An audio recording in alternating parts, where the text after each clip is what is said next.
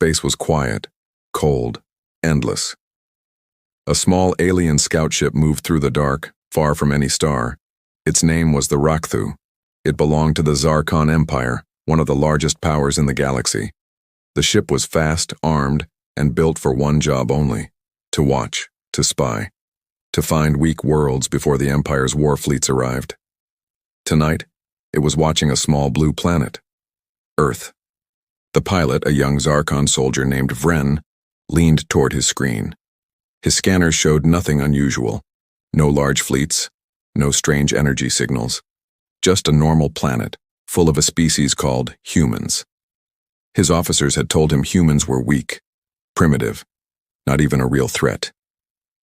"Send the report," said his commander through the comm. "Tell them the planet is soft, ready for invasion." Vren smiled and reached for the switch.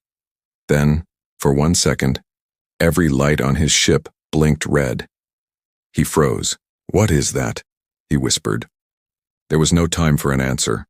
A streak of light cut across the black sky faster than his sensors could track. It hit the Rakthu directly in its core. The ship did not explode slowly. It did not send a distress call. It simply became a bright flash of light, and then nothing. Silence returned to space, as if nothing had happened at all. Far away, deep inside Zarkon territory, the Emperor sat on his throne. His name was Draveth Kor, ruler of over 300 conquered worlds. He was tall, proud, and used to victory. No species had ever refused to bow to him. No species had ever survived his war fleets. An old advisor stood beside him. His name was Kesh. Kesh was different from the other Zarkon nobles. He was quiet, careful. His eyes carried the weight of many old memories, some of which he never spoke about. A young officer ran into the throne room, breathing hard. "My Emperor," he said, bowing quickly. "The scout ship Rakthu has been destroyed." The room went silent. Draveth Kor turned slowly. "Destroyed? By what?" "We do not know," the officer said. One moment it was transmitting data. The next moment it was gone. No warning. No enemy signal. Nothing. The Emperor's eyes narrowed. Which planet was it watching? The officer hesitated. "The blue planet, my lord. The one called Earth." For a moment nobody spoke. Then Kesh, the old advisor, stepped forward. His voice was calm, but there was something heavy behind it. "My Emperor," Kesh said. "I must speak." Draveth Kor waved his hand. "Speak." "I have seen this before," Kesh said. "Many years ago, before you took the throne, I served on a border fleet near human space. We sent one ship to test their defenses, only one. It was meant to be a simple mission." "And?" the Emperor asked. "It never returned," Kesh said. "No wreckage, no signal, no warning. The humans did not even seem to notice it was gone, as if it was nothing to them." A few nobles in the room laughed quietly. "That proves nothing," one of them said. "Ships are lost all the time. Maybe there was a malfunction." Kesh turned to him, his voice sharper now. "Would a malfunction happen twice, 10 years apart, with 2 different ships, in 2 different sectors, and never leave a single trace?" A junior officer standing near the back wall cleared his throat nervously. "My Emperor, if I may, we did manage to recover a fragment of data from the Rakthu before it was destroyed. A partial burst transmission, sent in the final second." Draveth Kor turned sharply. "Show me." The officer brought up the recording on the main screen. It was mostly static, broken and incomplete, but a few seconds of readable data remained. It showed Vren's sensor feed in his final moments. Calm, normal readings, absolutely nothing unusual, right up until every light on the ship turned red at once. "There is no warning in this data," the officer said quietly. "No enemy ship detected. No weapon signature registered. Whatever destroyed the Rakthu was either too fast for our scanners to register, or it was never detected as a threat at all until it was already too late." The room grew colder somehow, though nothing had physically changed. "A cloaked weapon, perhaps," one general offered. "Some hidden defense system around their planet." "Perhaps," Kesh said. Or perhaps they simply do not need to show us what is coming until the moment it arrives. The room fell quiet again. Draveth Kor stood from his throne. You believe the humans destroyed both ships. I believe, Kesh said slowly, that we do not understand what humans are capable of. And I believe that not understanding an enemy is more dangerous than facing a strong one. The Emperor studied Kesh for a long moment. Then he laughed, a short, sharp laugh that echoed through the throne room. Kesh, my old friend, he said, you have fought too many wars. You see monsters in empty space. Humans are a young species. No warp travel of their own until recently. No true empire. No allies among the Galactic Council. They are farmers and builders, not warriors. Then explain the two ships, Kesh said quietly. The Emperor's smile faded slightly. He turned to his war council. Show me everything we know about humanity. Everything. I want facts, not old ghost stories. An hour later, a large screen lit up in the war room. Data scrolled across it. Reports gathered over decades from spies, traders, and scouts. Humanity's history appeared before the Zarkon leaders. A civilization that fought many wars among itself. Then, slowly, humans stopped fighting each other and looked to the stars instead. In just a few hundred years, they built ships, then faster ships, then weapons far beyond what such a young species should have had time to create. One general frowned as he read the numbers. Their weapons technology grows faster than any species we have studied. Something is unusual about them. They are inventive, another said, brushing it off. That does not mean they are dangerous in battle. Kesh stepped closer to the screen, his eyes fixed on one line of text. Look at this, he said. Human military records are very hard to find, almost hidden. But here, a note from a trader ship. It says humans do not fight like other species. They do not simply defend, they adapt. Every time they lose a battle, they change how they fight. Every time they win, they study why and improve even more. An interesting theory, Draveth Kor said. But theories do not win wars. Weapons do. And our weapons are far superior to anything a species like this could build in such a short time. One of the younger officers, a woman named Sela, stepped forward with a data pad in her hands. She was known for her sharp mind and careful research, and she rarely spoke unless she had something important to say. My Emperor, there is one more thing, she said. I looked deeper into old trade logs. Ships that visited human space, even just to sell goods, always came back with strange reports. Some traders said the humans were kind, curious, eager to learn about other worlds, but every single trader also said the same odd thing. Which is? Draveth Kor asked, growing impatient. They said human ports had almost no visible weapons, Sela continued. No large defense platforms, no warships waiting at the border. It looked completely undefended, like an easy target. Then it is undefended, one general said. This proves my point. No, Sela said firmly. Because 3 separate scouting missions from 3 separate empires over the last 20 years tried to test that weakness. None of those scouting ships ever returned, not one. If humanity truly had no defense, at least one ship should have survived long enough to send a final report. The room grew quiet again. You believe their weakness is a trick, Kesh said slowly, almost to himself. I believe, Sela said, that we are looking at a species that prefers to appear harmless until the moment they are not. Draveth Kor's jaw tightened. For the briefest moment, doubt flickered behind his eyes. Then it disappeared, replaced by his usual confident pride. Interesting theory, he said, but even if true, it changes nothing. A hidden trap is still just a trap, and traps can be destroyed with enough force. He turned to his generals, his voice hardening. Prepare the invasion fleet.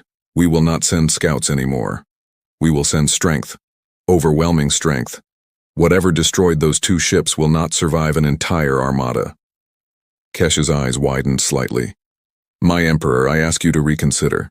Send emissaries first, talk to them, learn more before. Enough, Draveth Kor said, his voice sharp now. I did not build this empire by talking to lesser species. I built it through strength.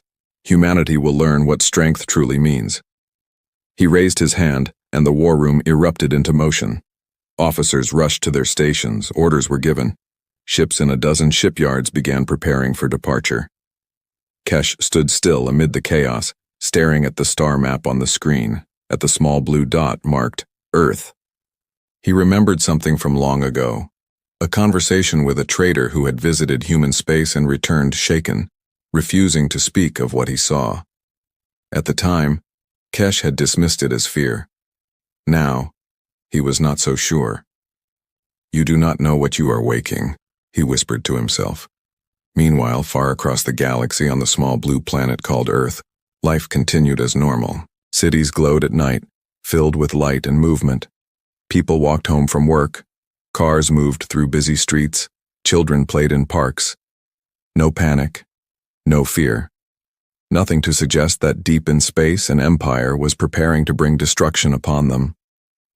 Inside a quiet military base deep underground, a woman named Colonel Maria Chen sat at her desk, reviewing reports. She was in charge of Earth's Deep Space Monitoring Division, a small, secretive department most citizens didn't know existed. A young technician rushed into her office. Colonel, we have a new detection. Maria looked up. Another one? Yes, ma'am. Same signature as the last two. Something entered the outer system, sent data back toward deep space, then went silent. We believe it was observed. Maria's face remained calm, though her eyes sharpened. Location? Same sector as before. It looks like another scouting attempt. She stood walking to a large monitor showing a map of the solar system, with small red markers glowing near its outer edge. Third one this year, she murmured. Should we alert Central Command? The technician asked. Maria thought for a moment. Not yet. We handled the first two quietly. No need to cause panic, but keep monitoring. If this pattern continues, they are gathering information for something bigger. The technician hesitated. Do you think it's preparation for an attack? Maria's eyes stayed fixed on the screen. The red markers blinked steadily, deep in the void beyond Earth's defenses. I think, she said slowly, that someone out there is finally curious enough to come looking. And when they do come, in force, they need to understand something. She turned to the technician, her voice calm but firm. We are not what we look like from a distance. The technician nodded and left the room, but Maria stayed behind, staring at the map for a long moment. She walked to a locked cabinet in the corner of her office, entered a code, and opened it. Inside were old files, some decades old, marked with a single word, contact. She pulled one out and opened it. Inside were reports from the very first time humanity had encountered an alien presence. Quiet, careful notes written by scientists and generals, long since retired. The files spoke of a decision made years ago, one that very few people on Earth even knew about. A decision to prepare, quietly, patiently, without ever announcing to the galaxy what humanity was capable of. She closed the file and placed it back in the cabinet. Down in the lower levels of the base, far below Maria's office, massive doors lined a long concrete hallway. Behind those doors sat rows of machines, humming quietly, waiting. Only a small number of people on the entire planet knew what was truly stored there. It was not something built in a week or a year or even a decade. It had taken generations of careful work, hidden from public eye, built not out of fear, but out of the simple understanding that one day someone out there would come looking for a fight. Maria walked to the window of her office, looking up at the night sky, where stars blinked quietly, unaware of the storm gathering far beyond them. Let them come, she whispered. We have been ready for a long time. Back in Zarkon space, the invasion fleet was ready. Thousands of warships gathered above the Empire's capital, filling the sky in massive rows of gleaming steel. Cruisers, destroyers, and battle carriers, enough firepower to conquer 10 planets at once, let alone one small, primitive world. Emperor Draveth Kor stood on the bridge of his flagship, the Ashbringer, watching the fleet assemble. Kesh stood behind him, silent, his expression unreadable. "This will be remembered as the day the galaxy learned true fear," Draveth Kor said, a proud smile on his face. "Humanity will kneel or humanity will burn." Kesh's eyes drifted toward the star map, toward that small blue dot marked Earth. "My Emperor," he said quietly, "may I ask one thing before the fleet departs?" Draveth Kor glanced back at him. "Speak." "If this fleet fails," Kesh said, "what will you do?" The Emperor laughed, a short, confident sound. "It will not fail. There is no possibility of failure. Not against a species without allies, without empire, without true war experience." Kesh said nothing more. He simply looked once more at the small blue dot on the screen, and for reasons even he could not fully explain, felt a cold, quiet fear settle deep in his chest. Across the bridge, other officers moved calmly through their duties, checking weapon systems, confirming shield strength, reviewing star charts for the fastest route to Earth. To them, this was simply another conquest, another planet to add to the Emperor's long list of victories. None of them had seen what Kesh had seen. None of them understood why an old advisor's hands trembled slightly as he gripped the edge of a console. "Fleet status?" Draveth Kor asked, his voice booming across the bridge. "All ships report ready, my lord," an officer answered. "Weapons at full power, shields at maximum. Estimated arrival at Earth system, 3 standard days." "Excellent," the Emperor said, a satisfied smile spreading across his face.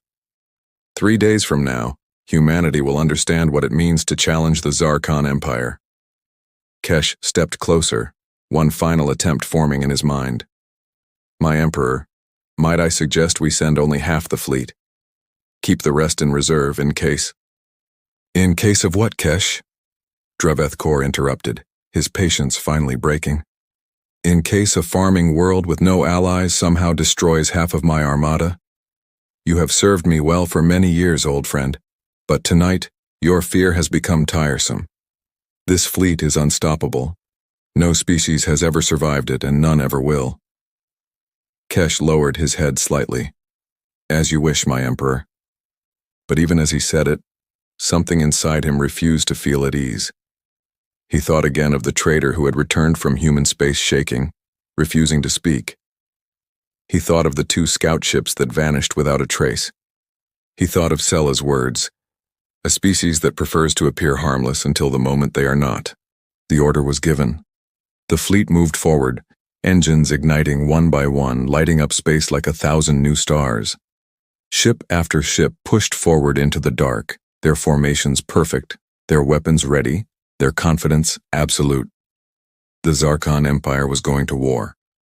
And somewhere, far ahead, on a small blue planet that had already destroyed 2 ships without even trying, something was waiting. Something patient. Something that had been preparing for this moment far longer than anyone in the Empire could ever imagine. As the fleet disappeared into the stars, Kesh remained on the bridge long after the others had gone to their stations. He stared at the star map, at the small blue dot marked Earth, growing smaller and smaller as the fleet moved farther from home. "You do not know what you are sailing toward," he whispered one final time.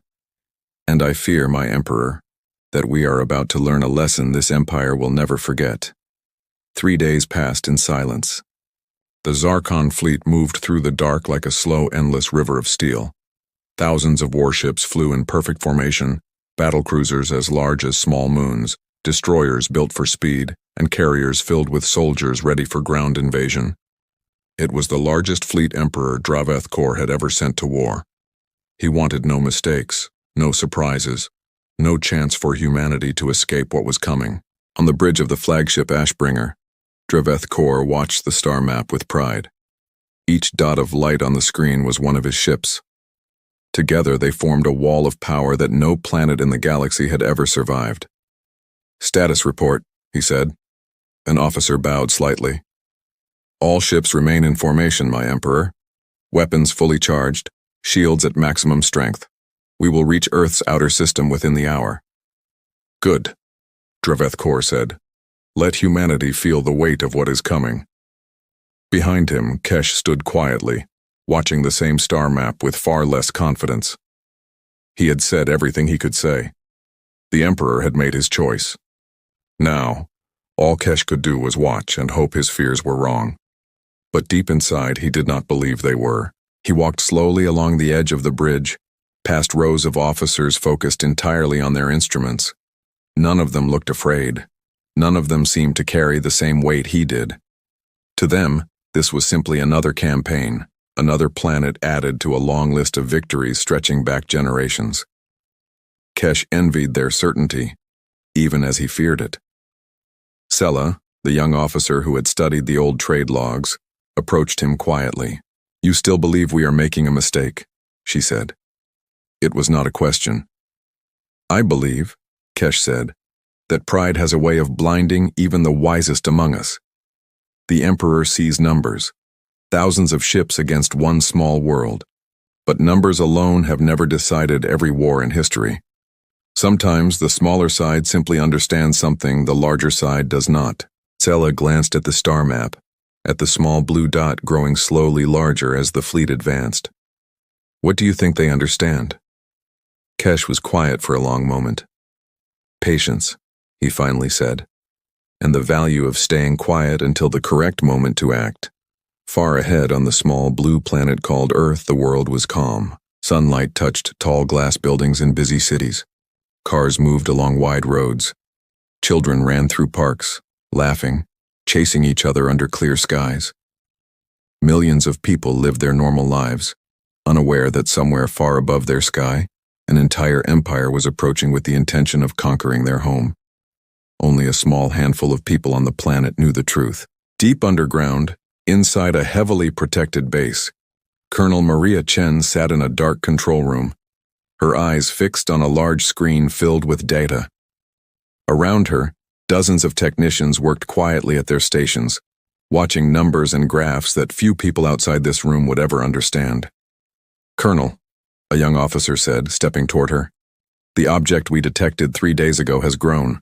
It is no longer a single signal." Maria turned sharply. "Show me." The screen changed, revealing a massive cluster of shapes moving steadily toward the edge of the solar system. Thousands of individual signals, all moving together in a tight formation. For a long moment, nobody in the room spoke. "That is not a scouting mission," Maria said quietly. "No, ma'am," the officer answered. "Based on the size and formation, we believe this is a full invasion fleet." Maria's jaw tightened, but her voice remained calm. "Time until arrival?" "At their current speed, they will reach Earth's orbit within the hour." The room grew tense. A few of the younger technicians exchanged nervous glances. Maria noticed, and she stood, walking to the center of the room so everyone could see her. "Listen carefully," she said, her voice steady and clear. "This is not the first time our planet has faced a threat like this. We have prepared for this moment for a long time. Every system, every protocol, every plan we have built. This is exactly what it was built for." She turned to the officer. "Activate Protocol Sentinel. Alert Central Command. It is time." The officer nodded and rushed to his station, entering a long sequence of commands. Around the room, screens flickered to life one by one, revealing new information. Locations of hidden defense platforms, positions of automated systems, and quiet military bases spread carefully around the planet, built and maintained in secret for decades. Maria looked at the star map, at the massive alien fleet steadily approaching. "Let's show them what a primitive planet can really do," she said quietly. Back on the Zarkon flagship, an officer at the sensor station suddenly frowned, leaning closer to his screen. "My Emperor," he said, "we are receiving unusual energy readings from the human system." Draveth Kor turned. "What kind of readings?" "Small at first, my lord, but growing. Several locations near the planet, and also much farther out, near the edge of the system." "Weapons platforms?" Draveth Kor asked. "Unknown, my lord. The readings do not match any weapon signature in our database." Kesh stepped forward slightly, his eyes fixed on the screen. "How many locations?" The officer checked his readings. At least 40, possibly more, spread across the entire system, not just near the planet. A murmur passed through the bridge. 40 individual energy sources, Kesh said slowly, hidden across their entire system, activating the moment our fleet approaches. Dravithkor's expression hardened, though his confidence did not waver. It does not matter how many defense systems they have hidden. Our fleet outnumbers anything a single planet could build by 100 to 1. Continue forward. The fleet pressed onward, crossing the edge of the solar system. Inside Earth's control room, Maria watched as the alien fleet crossed an invisible line on her star map, a boundary her teams had marked years ago. They've entered the outer marker, the officer announced. Bring the outer defense grid online, Maria ordered. Far beyond Earth's orbit, hidden among asteroids and old satellites that looked abandoned and harmless from a distance, dozens of automated platforms silently activated. These were not simple weapons. They had been designed, tested, and improved over many years, built specifically for a moment like this, a moment humanity had always known might come. The first platform locked onto the lead scout ships of the Zarkon fleet. Then it fired. A beam of concentrated energy shot across the void, striking one of the smaller Zarkon vessels directly in its engine core. The ship shuddered violently, then broke apart in a silent flash of light. On the Ashbringer's bridge, alarms rang out. "We've lost a ship," an officer shouted. "Direct hit from an unknown position." "Location of the attacker?" Dravithkor demanded. "Searching. My lord, we cannot locate the source. It fired from a hidden position among the debris field. No visible ship. No visible platform." Dravithkor's hands tightened around the edge of his command chair. "Return fire. Destroy anything suspicious in that debris field."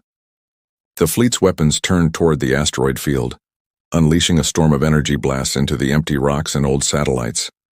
Explosions lit up the darkness, one after another, as the Zarkon ships tried to destroy an enemy they could not clearly see. But more platforms hidden elsewhere in the system opened fire in return. One by one, Zarkon ships along the fleet's outer edge began taking damage, some losing weapons systems, others losing engines, a few disappearing entirely in bright flashes of light. "This is impossible," one general muttered. "A primitive planet does not have technology like this." Kesh's eyes remained fixed on the chaos unfolding across the screen. "Perhaps," he said quietly, "we have been wrong about what primitive means." Inside the underground control room on Earth, cheers broke out quietly among the younger technicians as the first wave of Zarkon ships suffered losses. 12 enemy ships destroyed, an officer reported. 6 more damaged and retreating from the outer defense zone. Maria allowed herself a small, tight smile, though she did not relax. "Good. But that is barely a scratch on a fleet this size. Do not celebrate yet." She turned to another technician. "Status of the main fleet formation?" "They are pushing through the outer defense zone, ma'am, moving toward the planet despite the losses. Estimated time until they reach orbit, 15 minutes. Maria studied the screen carefully. The Zarkon fleet, though wounded, was still massive. Thousands of ships continuing forward, unwilling to be stopped by a handful of hidden weapons platforms. "They're not turning back," she murmured. "Should we activate the inner defense grid, Colonel?" the officer asked. Maria paused, thinking carefully. The inner defense grid was Earth's true secret, something far more powerful than the outer platforms, something almost nobody outside this room even knew existed. Activating it too early could reveal too much before the right moment. "Not yet," she said. "Let them come closer first. Let them believe the outer defenses were the extent of what we have." She turned to the main communication station. "Contact Fleet Commander Reyes. Tell him it's time to move the Vanguard group into position, somewhere near the edge of the asteroid field, hidden inside a specially designed stealth formation. A small group of advanced human warships silently powered up their engines. These were not primitive vessels. They had been designed using decades of careful research, testing, and quiet development. Ships built not for show, but for the exact moment humanity might one day need them. Commander James Reyes sat in the cockpit of the lead ship, watching the massive Zarkon fleet approach on his display. His pilots waited silently, ready for his command. "Command confirms we are cleared to engage," his second officer said. Reyes studied the enemy formation carefully.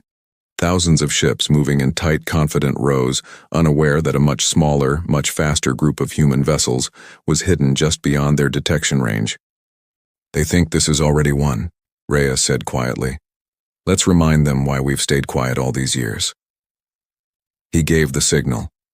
The vanguard group shot forward, weaving through the debris field at incredible speed, using the wreckage of the earlier battle as cover. Zarkon sensors, still recovering from the chaos of the outer defense grid, struggled to track the fast-moving human ships in time.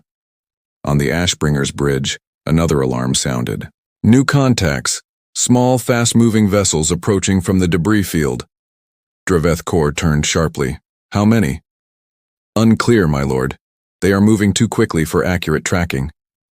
Before the officer could finish speaking, one of the escort cruisers near the fleet's flank exploded violently, struck by a precise, coordinated attack from multiple angles at once. "Return fire!"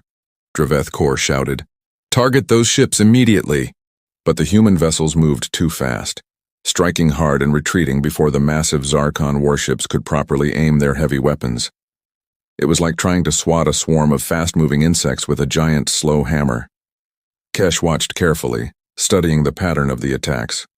"They are not attacking randomly," he said. "Look, every strike targets weapon systems or engines. They are disabling ships, not simply destroying them." "Why would they do that?"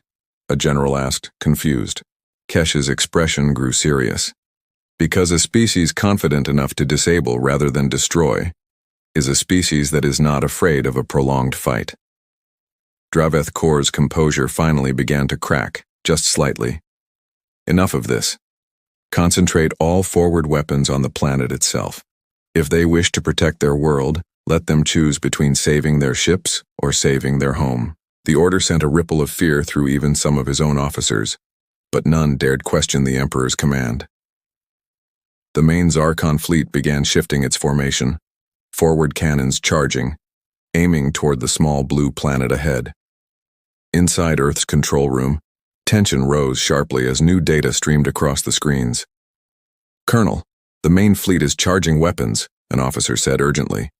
"It looks like they intend to fire directly at the planet." Maria's eyes narrowed, but she did not panic. "Anticipated. Bring the inner defense grid online. Full activation, all sectors." Across the planet, hidden systems long kept secret from the public, and even from many branches of the military itself, began to awaken. Massive shield generators buried deep beneath oceans and mountains hummed to life. A layer of protection, invisible from space until the exact moment it was needed, began to form silently around the planet. "Shield integrity at full capacity," a technician reported. Maria allowed herself a breath.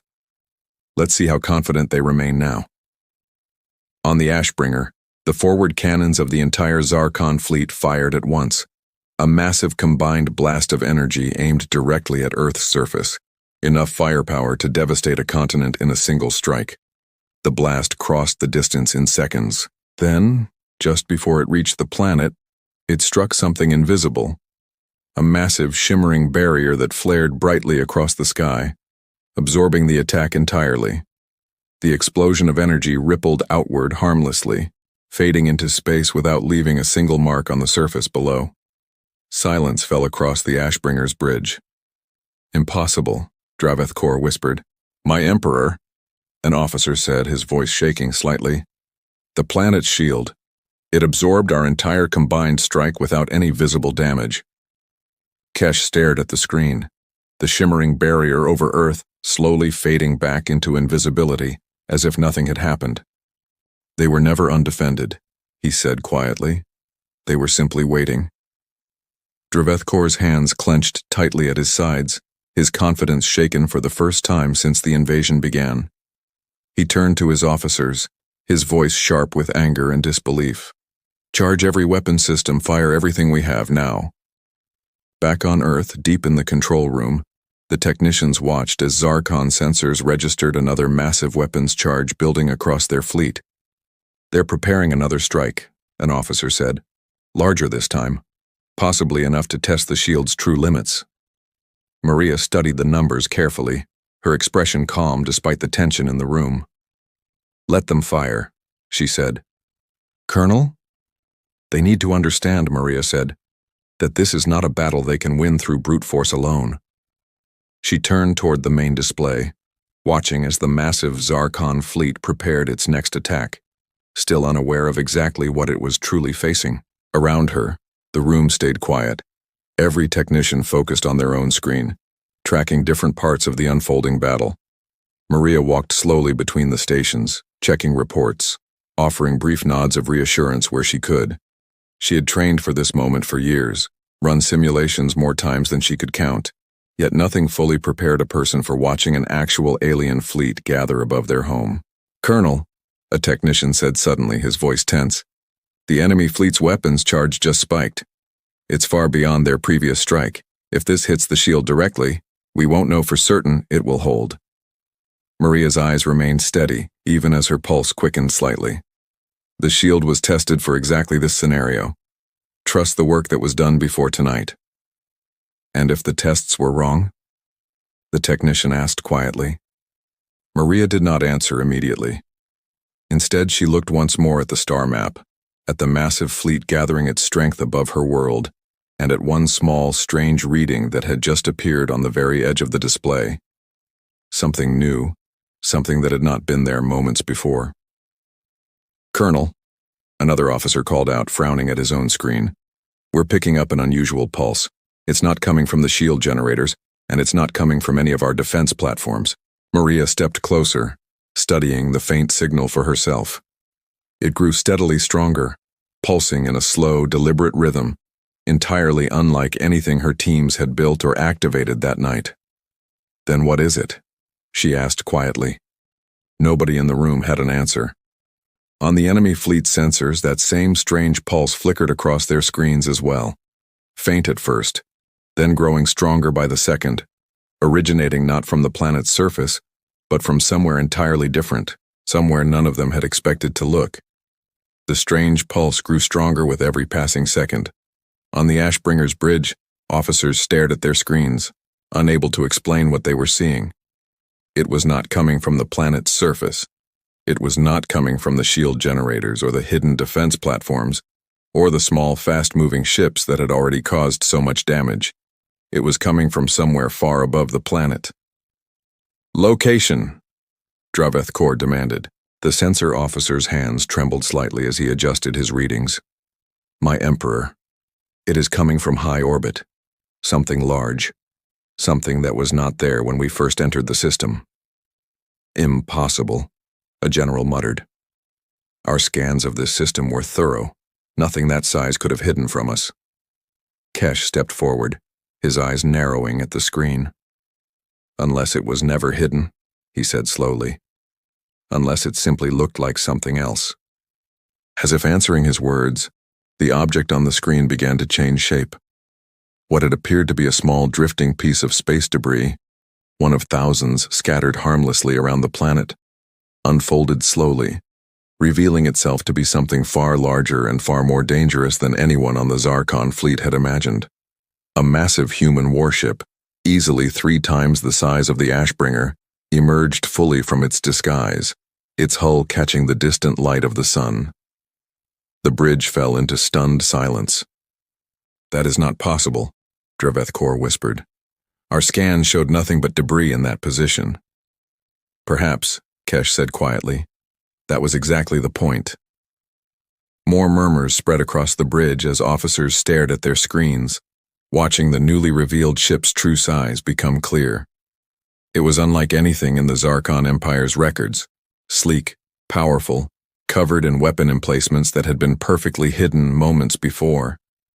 "Scan its weapon systems," Draveth Kor ordered, trying to steady his voice. The sensor officer worked quickly, his hands moving fast across his console. After a moment, his face paled. "My Emperor, I cannot get a clear reading. Whatever technology they used to disguise this ship, It appears to still be interfering with our scanners even now that it has revealed itself. Then we know nothing about what we're facing, a general said quietly. We know one thing, Kesh said. They allowed us to see it only when they were ready for us to see it. Nothing about tonight has happened by accident. Inside Earth's control room, Colonel Maria Chen watched the same event unfold on her own screens, a small, satisfied smile crossing her face for the first time that night. The Endeavor is fully operational, a technician reported. All systems green. Good, Maria said. It's time they saw what we've truly been building. The Endeavor had been under construction for nearly 15 years, built quietly in a hidden shipyard on the far side of the moon, disguised carefully to avoid detection from any passing alien scout. It was Earth's first true flagship, not simply a warship, but a statement. A message to the galaxy that humanity was done hiding what it could do. Maria remembered the early days of the project, back when she was a much younger officer, sitting in briefing rooms filled with scientists and generals who argued for years about whether such a ship should even be built. Some believed peace could be maintained through quiet diplomacy alone. Others believed the galaxy was far too dangerous a place for any species to remain unprepared. In the end, humanity chose a middle path. Build the strength, but never announce it. Prepare for war while hoping quietly that war would never come looking for them. Tonight, that hope had finally run out. Bring her forward, Maria ordered.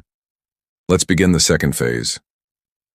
On the Endeavor's bridge, high above Earth's surface, Fleet Admiral Sarah Osei stood at the command station, watching the massive Zarkon fleet spread out before her like a field of dark clouds.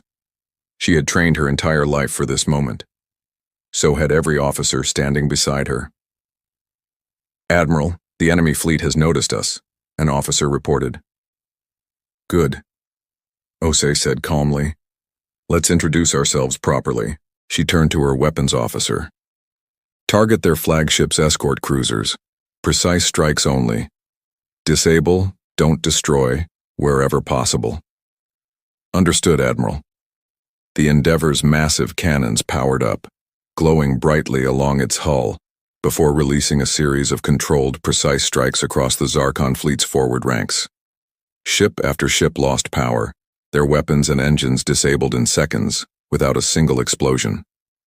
They're not destroying our ships, Kesh observed on the Ashbringer's bridge, his voice filled with disbelief. They're disarming them, deliberately. Why would they show such restraint? A general asked, confused. Kesh's expression grew serious. Because they do not need to destroy everything to win. They only need to prove they could, if they chose to. Draveth Kor's composure finally cracked entirely. Enough of this humiliation, he shouted. All ships converge fire on that vessel. Destroy it immediately.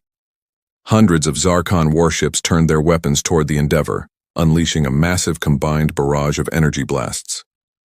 The attack lit up the space around Earth like a second sun, enough firepower to level an entire continent concentrated on a single target. The Endeavor's shields flared brightly under the impact, absorbing blast after blast. For a tense moment, sparks flew across its hull, alarms blaring inside its bridge. Shields at 60%, an officer called out. Holding steady. Admiral Osei gripped the edge of her command console, watching the assault continue. Divert additional power to forward shields. Return fire, focused pattern, target their central formation. The Endeavor answered with a devastating counterattack, cutting through the heart of the Zarkon fleet's central cluster. Ships crumpled under the precision of the strikes, their weapons and engines failing one after another. Elsewhere in the battle, smaller human ships, the Vanguard group led by Commander James Reyes, continued weaving through the chaos, striking quickly and retreating before the larger Zarkon vessels could properly respond. Reyes watched his display carefully as another Zarkon cruiser lost power under a precise strike from his squadron. Nice shot, Lieutenant Park. Thank you, sir, came the reply through his comm, though her voice carried the tension of the moment. A younger pilot, barely out of training, flew close beside Reyes's ship. His name was Ensign Daniel Cole, and this was his very first true battle. Commander, Cole said, his voice shaking slightly. "There are so many of them. Are we really going to win this?" Reyes kept his eyes on his controls, guiding his ship through a narrow gap between two massive enemy cruisers. "Cole, listen to me. This isn't about matching them ship for ship. It never was. It's about making sure every single one of their commanders understands deep down that attacking us was the worst decision they've ever made." "And if they don't understand that in time?" Cole asked. "Then we make sure they understand it before this day is over," Reyes said firmly. A Zarkon fighter swept in suddenly from Cole's blind side, weapons locking onto his ship. Before it could fire, Reyes cut sharply across its path, releasing a precise burst that disabled its engines completely. "Stay sharp, Ensign," Reyes said calmly. "We look out for each other out here." Cole let out a shaky breath. "Understood, sir." "Thank you." A moment later, Cole's voice returned, steadier this time. "Commander, may I ask you something?"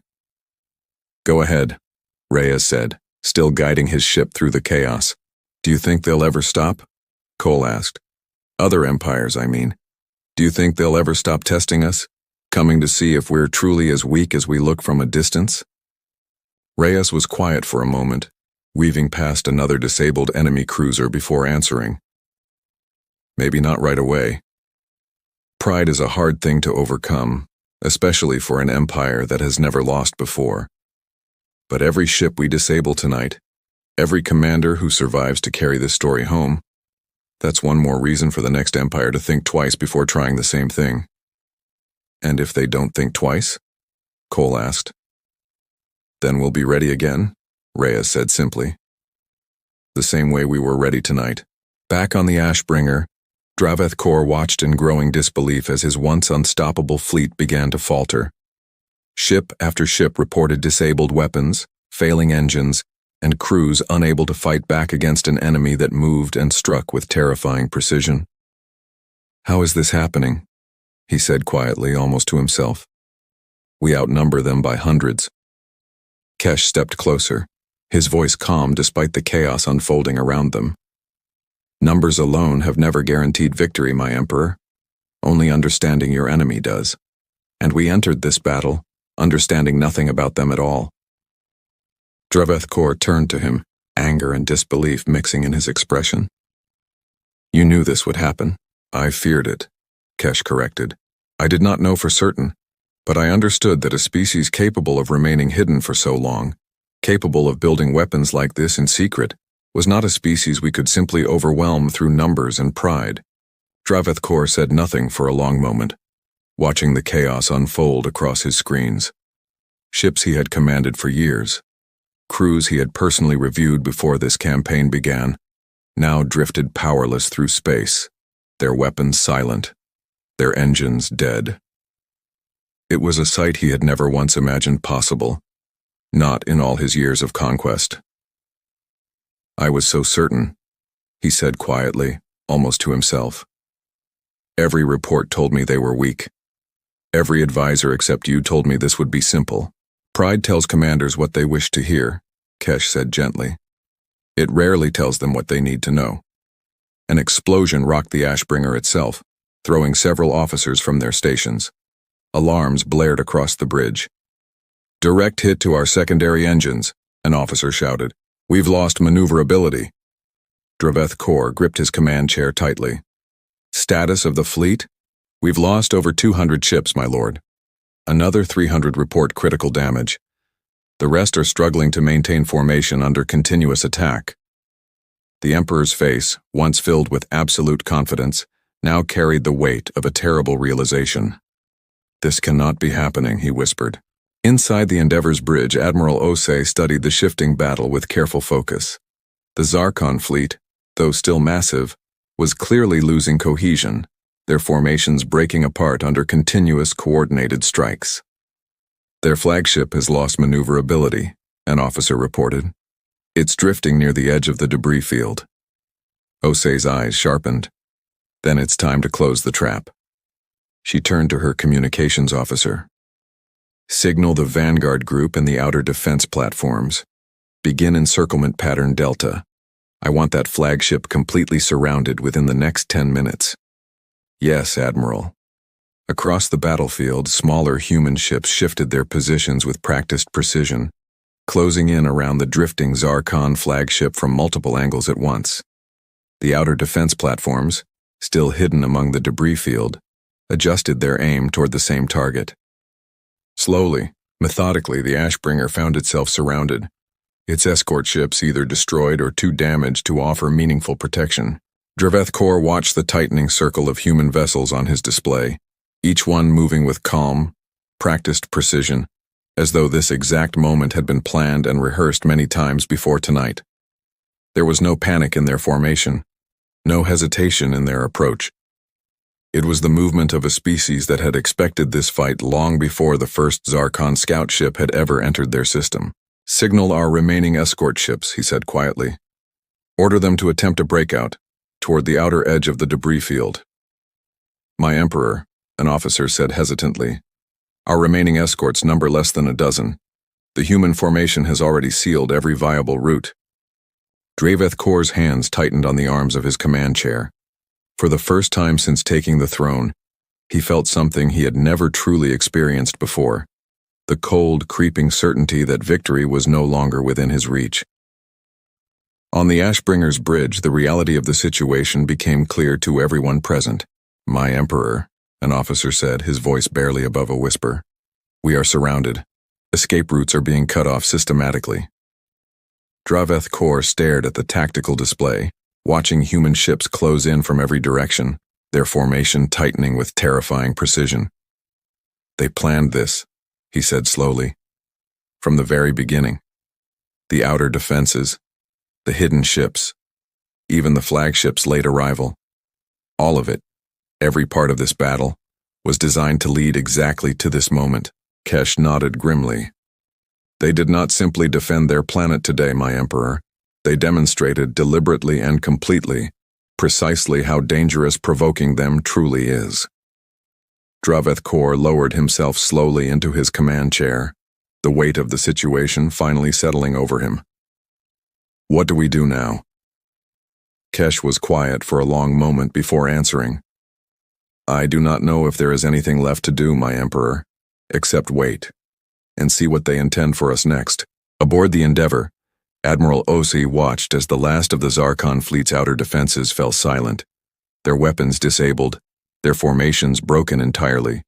Only the flagship remained, trapped and powerless at the center of a tightening circle of human ships.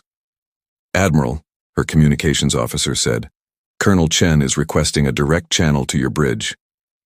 "Put her through," Osei said. Maria Chen's voice came through clearly. "Admiral, how does the battle stand?" "The Zarkon fleet is neutralized," Osei reported. "Their flagship is completely surrounded with no viable escape route remaining." There was a brief pause on the line. "And Earth's ultimate contingency?" Maria asked carefully. "Should we prepare to reveal it?" Osei glanced toward the trapped Zarkon flagship on her screen, its lights flickering weakly amid the wreckage surrounding it. "Not yet," she said. "Let's give them one final chance to understand what they're truly facing before we show them everything." She turned back to her own crew, her voice steady and clear. "Open a channel to the Zarkon flagship. It's time they heard directly from us." On the Ashbringer's bridge, a new signal suddenly appeared on the main display. A direct communication request, originating from the massive human warship holding them trapped.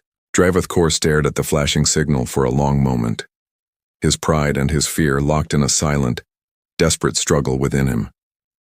Every instinct built over decades of conquest told him to refuse, to order his remaining ships to fight to the last rather than accept a conversation from an enemy that had humiliated his empire so completely. Yet another part of him, quieter but growing stronger with each passing second, understood that refusing this channel would change nothing about the fleet situation, except perhaps whether or not any of them survived to see their homeworld again. Kesh watched him carefully, saying nothing, waiting. Around the bridge, officers stood frozen, watching their emperor, waiting for a decision that would shape everything that happened next, not just for this fleet, but perhaps for the entire Zarkon Empire. Finally, he gave the order. Open the channel. The screen flickered, and for the first time since this campaign began, the Zarkon Empire was about to hear directly from the species it had so badly underestimated. The screen flickered to life. On the Ashbringer's bridge, every officer held their breath as an image appeared before them. Not a monster, not a machine, but a human woman standing calmly on the bridge of her own ship, her expression steady and unshaken. It was Admiral Sarah Osi. "Emperor Draveth Kor," she said, her voice clear and even. "My name is Admiral Osi, commanding officer of the Earth Defense Fleet. Your ships are surrounded. Your weapons are largely disabled, and your flagship no longer has a viable path of retreat." Draveth Kor straightened in his command chair, forcing what remained of his pride into his posture. "You have won this battle," he said, "but you have not won a war. My empire has thousands of worlds behind me. Destroy this fleet, and 1,000 more will come in its place." Osi's expression did not change. "We have no interest in destroying your fleet, Emperor. If we wished for that outcome, this conversation would not be happening. Every ship you have lost tonight lost its weapons, its engines, or its shields, not its crew. We do not kill unless we are given no other choice." A murmur passed through the Ashbringer's bridge. Kesh, standing quietly near the Emperor's chair, felt a strange mixture of relief and disbelief settle over him. For 3 days, he had feared exactly this outcome, and yet hearing it confirmed, in the calm, measured voice of a human commander, felt different than he had imagined. "Then what do you want?" Draveth Kor asked. "Understanding," Osei said simply. "You came here believing humanity to be weak, primitive, and undefended. We allowed that belief to exist for a long time because we hoped it would never be tested. Tonight, it was tested. And now, we would like the truth to travel back with you to your Emperor's court, and beyond it to every other empire watching this system from a distance." Draveth Kor's officers exchanged uneasy glances. Several of them had spent the entire campaign confident of an easy victory, and now found themselves struggling to reconcile that confidence with the wreckage scattered across their sensors. "You speak as though this outcome was guaranteed from the start," Draveth Kor said. "As though nothing we did tonight could have changed the result." "Very little would have changed it," Osei admitted honestly. "We built our defenses over many years, testing every scenario we could imagine, preparing for exactly the kind of overwhelming force you brought tonight. Your fleet was large, Emperor, but size alone rarely wins a battle against an enemy who has already studied every possible version of that fight." Draveth Kor said nothing for a long moment, absorbing the weight of her words.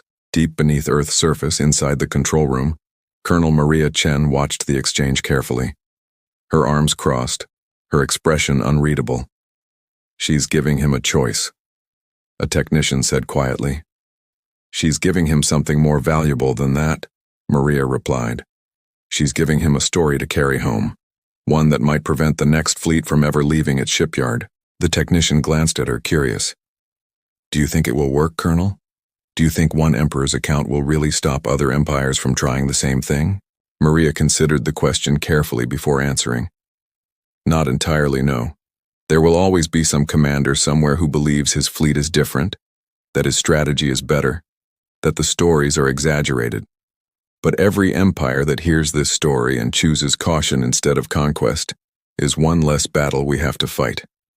That is worth far more than the cost of building everything you see around you tonight."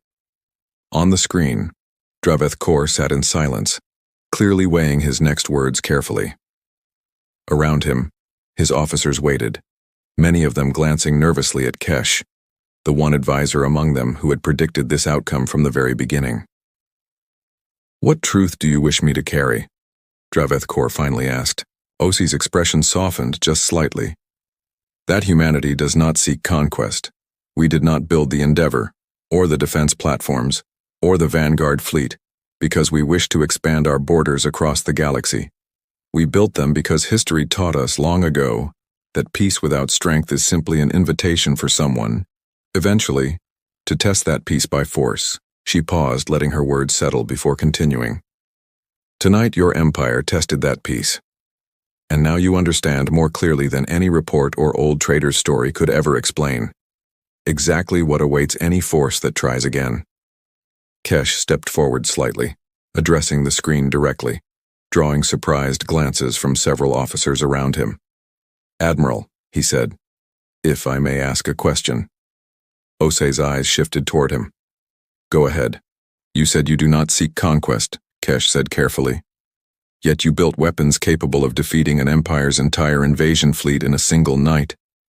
Weapons like that are rarely built purely for defense alone." Osei considered his question for a long moment. "You are right to notice that," she said. "Strength like ours could easily be turned toward conquest, if we chose that path. But history has shown us, again and again, that empires built through conquest eventually collapse under their own weight, through rebellion, through overextension, through the simple impossibility of controlling too much, spread too thin, for too long." She continued, her voice calm but firm. "We choose a different path. We protect what is ours. We help those who ask for help. But we do not take what does not belong to us. That choice has cost us less than you might expect, and it has earned us something far more valuable than territory. The certainty that any war brought to our door will end exactly as tonight has ended." Kesh nodded slowly, a strange mixture of respect and unease crossing his expression. He had studied countless empires throughout his long service, yet he had never encountered a philosophy quite like the one Osei described so plainly. Draveth Kor listened to the exchange in silence, his mind turning over everything he had witnessed since the Rakthu's destruction 3 days ago, the warnings he had dismissed, the evidence he had ignored, the pride that had driven him to send an entire armada against a species he had never truly bothered to understand. "What happens now?" he finally asked, his voice quieter than it had been at any point during the entire campaign. "Your surviving ships will be released," Osei said. "Their weapon systems will remain disabled until you have cleared our system entirely, as a precaution, not a punishment. Your crews will return home safely, and you, Emperor, will carry this message back to your empire, exactly as you heard it tonight." "And if I refuse to accept these terms?" Draveth Kor asked, one last flicker of pride surfacing in his voice. Osei's expression remained calm, though something firmer entered her tone. "Then your flagship remains exactly where it is, Emperor, until you reconsider. We are not in a hurry. Your empire, however, will notice quite quickly when its emperor and his entire flagship fail to return." The threat, delivered so calmly and without any anger at all, carried far more weight than any shouted warning could have managed. Draveth Kor understood, in that moment, that there was truly no version of this night that ended with anything other than humiliation for his empire. He closed his eyes briefly, gathering the last of his composure. "I accept your terms, Admiral," he said quietly. Within the hour, the disabled Zarkon ships began powering down their weapons entirely, drifting slowly into a loose formation as human vessels guided them carefully back toward the edge of the solar system. No further shots were fired, no further ships were lost. The battle that had begun with such overwhelming confidence ended not with total destruction, but with a quiet, humbling retreat. Aboard the Ashbringer, Kesh stood beside Draveth Kor as the fleet began its slow withdrawal. "You were right," the Emperor said quietly, staring out at the massive human warship still holding position above the blue planet. "About everything." "I take no satisfaction in that, my Emperor," Kesh said honestly. "I only wish you had listened before 300 ships paid the price for a lesson that might have been learned through words alone." Draveth Kor nodded slowly, the weight of the night settling deeply into his expression. "When we return home, the court will ask why we retreated. Some will call it weakness. Others will call for immediate retaliation, a second fleet, larger than the first." "And what will you tell them?" Kesh asked. Draveth Kor turned to look at him directly. "I will tell them the truth, that we sent an armada against a species we did not understand, and that species showed us more restraint and more strength than any empire we have ever encountered. I will tell them that the next commander who wishes to test humanity's defenses should prepare to lose everything and gain nothing in return." Kesh allowed himself a small, tired smile. "That, my Emperor, might be the wisest thing you have said since this campaign began." Dreveth Kor let out a quiet, humorless laugh. Careful, old friend. Compliments like that delivered after a defeat like this could almost sound like an insult. Perhaps it is both, Kesh said. A wise decision, born from a painful lesson. Most lasting wisdom tends to arrive that way. They stood together in silence for a while longer, watching the wounded fleet gather itself for the long journey home. Neither of them spoke of the cost. The ships lost, the crews shaken, the pride that would take far longer to heal than any hull damage. Some lessons, Kesh knew, simply had to be carried quietly, for a long time, before their true value became clear. Back on Earth, deep inside the control room, cheers finally broke out freely among the technicians as the last Zarkon ships crossed the outer boundary of the solar system, disappearing into the safety of deep space. Maria allowed herself to relax slightly for the first time since the alert had first sounded. She turned to her second-in-command. Casualties? Minimal, Colonel. A handful of injuries among the Vanguard pilots. No fatalities reported. Maria closed her eyes briefly, quiet relief washing over her. Get me Admiral Osei. Moments later, Osei's voice came through clearly. Colonel Chen, it's done. I saw, Maria said. You handled that better than I could have hoped. We got lucky, Osei admitted. If their emperor had been slightly more stubborn, this could have ended very differently, perhaps, Maria said. Or perhaps he simply understood in the end exactly what kind of message he needed to carry home. Far above Earth, aboard the Endeavour, young Ensign Daniel Cole sat quietly in the pilot's seat of his small fighter, watching the last of the Zarkon fleet vanish into the darkness of deep space. Beside him, Commander Reyes guided his own ship back toward the Endeavour's landing bay.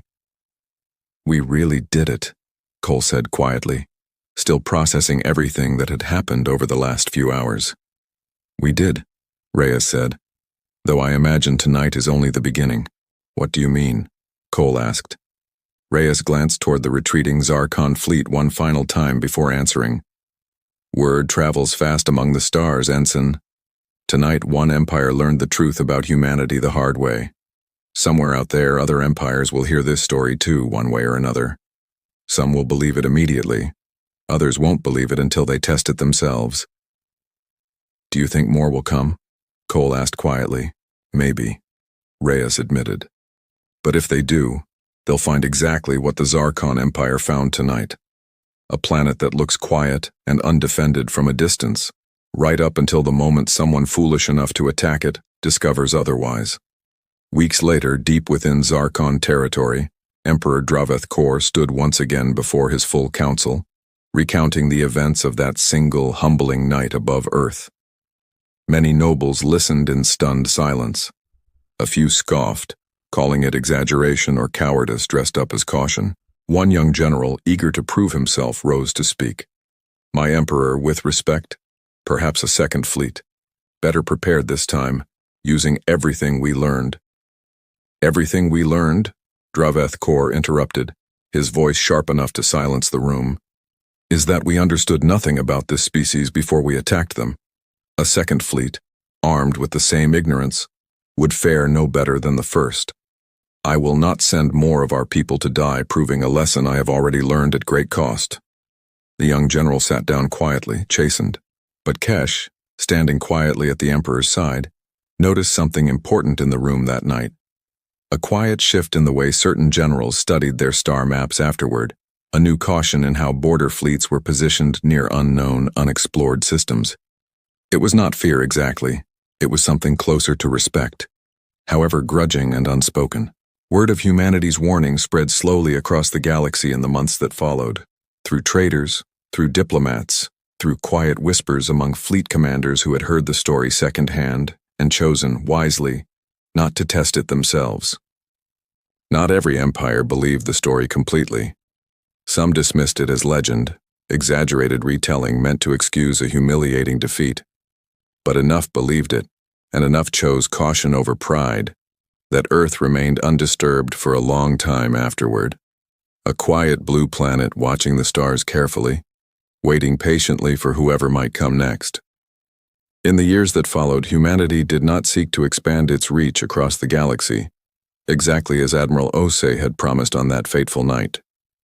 But it did begin to speak more openly with other species, sharing careful, measured diplomacy in places where quiet strength had once been humanity's only voice. Some empires, cautious after hearing what happened to the Zarkon fleet, chose friendship over hostility. Others kept their distance, unwilling to risk finding out firsthand whether the stories were true. And on quiet nights deep in Zarkon space, old advisor Kesh would sometimes look up at the same stars, remembering a warning he had given long before that fateful night. A warning almost nobody had chosen to believe, until it was very nearly too late. They said humans were primitive, he would sometimes murmur to himself, recalling the confidence that had once filled his emperor's throne room. They learned too late. Some fires should never be lit.